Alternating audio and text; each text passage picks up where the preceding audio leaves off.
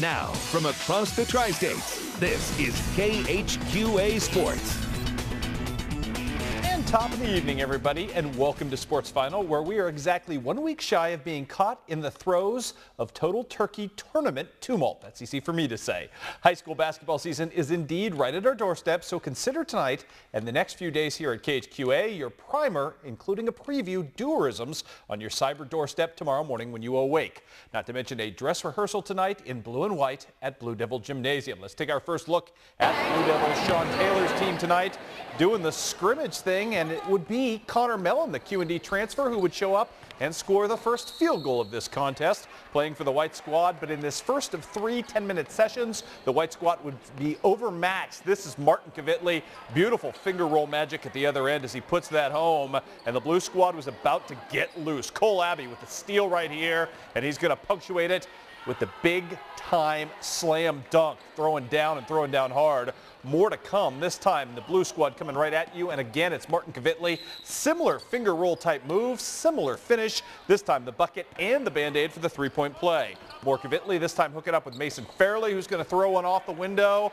All Blue Squad in this first session. After that, they kind of sorted out and switched teams a little bit, did some different kinds of things. But the Blue Devils looked really sharp, particularly the guard play early on.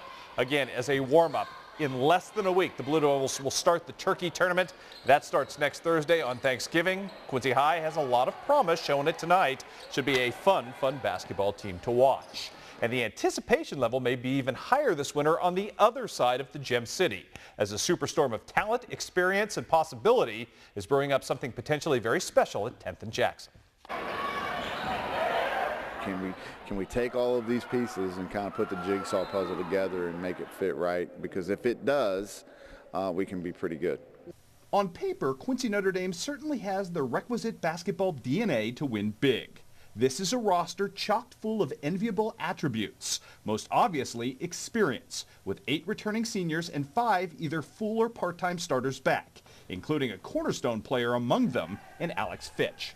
I think he's really kind of really set himself up to be, that leader type and the guy that really wants it when the time comes. And again, the versatility that he has is even more significant because it doesn't have to be with scoring. Although he's an incredible scorer, he can find other ways, I think, to hurt you. And I think we have other weapons that he can utilize to find those other ways, which is kind of nice as well. Probably going to play a little more in the post, so that's why I've worked on that a little bit in the summer.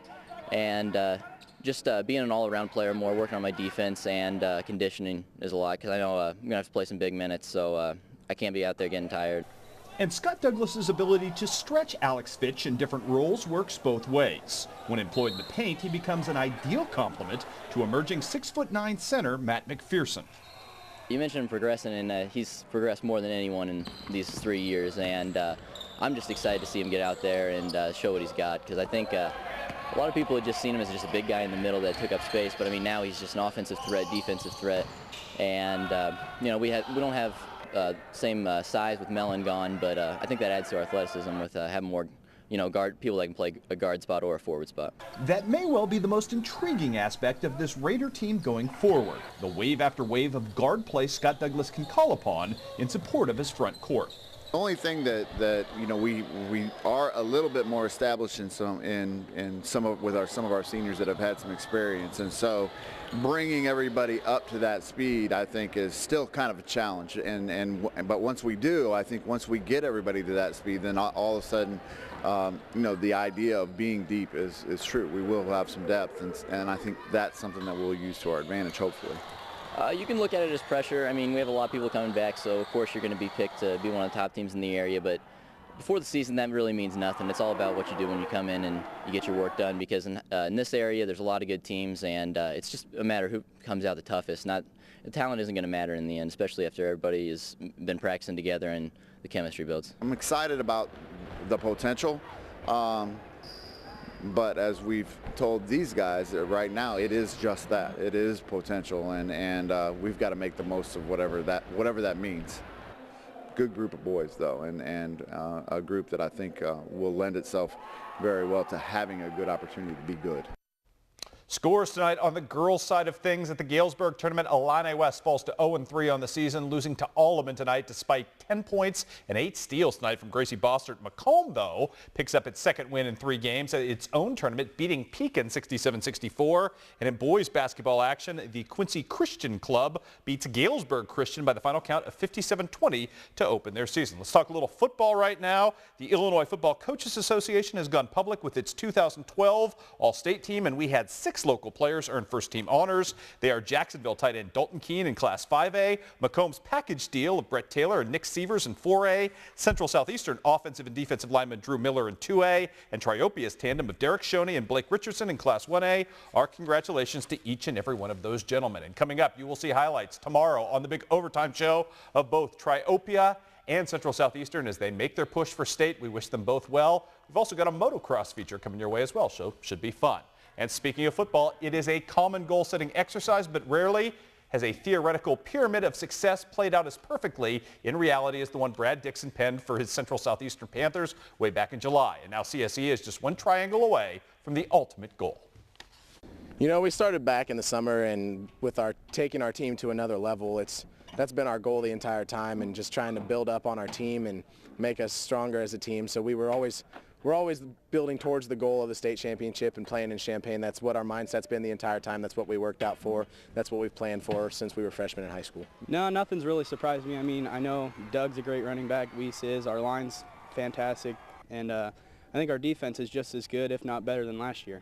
So you're not at all surprised to be here? No. Every week we've been able to just step up to the plate when teams haven't given us a lot of credit, whether it was against Triopia there, and then again, even in round 1 and round 2 and round 3, our guys just come out and do what they do. They don't get in a roller coaster. They don't get too high emotionally or too low. And I mean, that was something maybe I didn't expect as much out of these guys, because we're playing a lot of young guys that haven't got a lot of experience. So they've played like seniors. You know, our seniors have, and even our younger kids, and they know what we're about. Again, like I said, and you know, nothing surprised me with them now at this point. It isn't just what the Panthers have done this postseason, it's how they've gone about accomplishing it. And nothing has gone more right for this team this postseason than marching order number 1, make an immediate impact.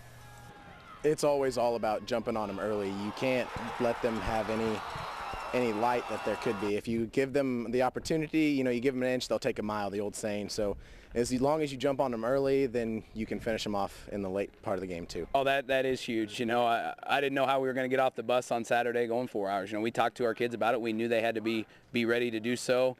You know, I got after our guys last week in practice. Said, you know, as good athletes as we haven't returned a kick for a touchdown yet, and we did that on that first drive. But you know, I think what we want to do is play defense first, and we feel if we can get that first stop that we're going to go down and score on offense. And you know, unfortunately, they won the toss and elected to kick off. But again, fortunately for us, we were able to return that kick. So you know, I think we want to play defense first and get that first stop on Saturday, and then let our offense go to work.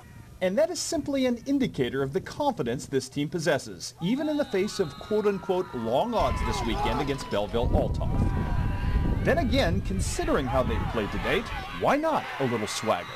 I mean, we should be able to stop anything. I mean, we have the teachers that teach us what we need to be taught, and then we just try to stop everything that's thrown at us. Our kids play disciplined football, and we've asked of that of them for, you know, the last 5 years, and we continue to run the same things that we do. Our kids know what our system is, and I think that showed in the playoffs. Our turnover or takeaway margin is off the charts. We haven't turned the ball over yet in the postseason, maybe 1 interception, and that's something we're going to have to do to them, and we've done a great job. We did that again against DuQuoin. So, you know, we're going to have to play our brand of football. We're going to have to take care of business on the defensive side of the ball, get some turnovers, and then you know, move the ball on offense. Men's college basketball now. John Wood picks up its first loss of the season. Better news for Western Illinois, which picks up a win at Buffalo tonight. And Illinois College opens up the Bill Maris Invitational with a big win tonight over Blackburn. On the women's side of things, rough night for Quincy University in the Subway tip-off tournament. They were down 18 early, down 18 twice in this game. Came back to tie it. Erin Menemeyer with a great game off the bench. She had 9. Lucy Cramsey, the Liberty product, with 17 and 11 rebounds tonight. But to no avail. QU loses. They'll play, as you see, HLG will play Lincoln, who was a winner, and as you see, a couple of scores passed along. So got a big overtime for you tomorrow. We'll see you then.